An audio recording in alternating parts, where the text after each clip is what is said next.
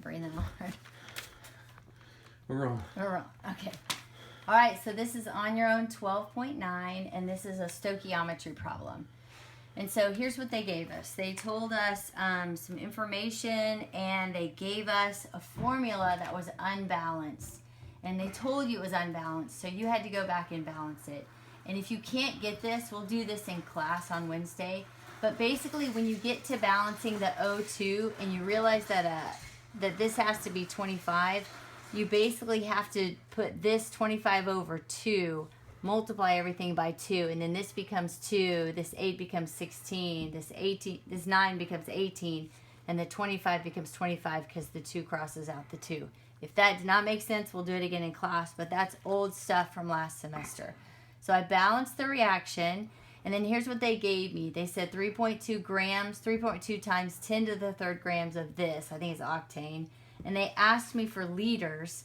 They gave me the pressure. They gave me the temperature in Celsius that I had to change to Kelvin. And so I look at this problem and say, okay, they gave me all information that doesn't change. So I'm going to end up using this ideal gas formula. So in order to do that, I need moles.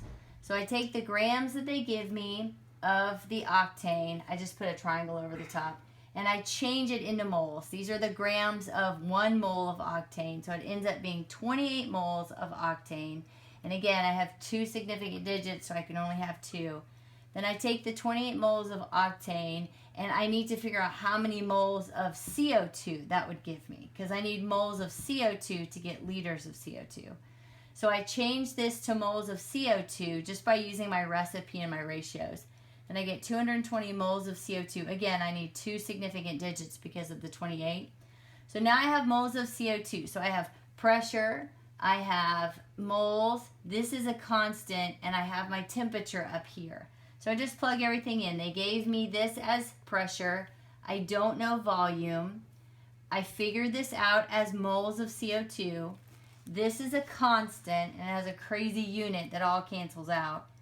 And then this is my temperature, okay? So basically, to get liters, all I do is I multiply this times this times this. I hit equals, and I divide by this, which is just 1.00. But basically, I need 2 significant digits because of this number right here. And this number has 2 significant digits, and it should be in liters. So that's it. You answered the problem.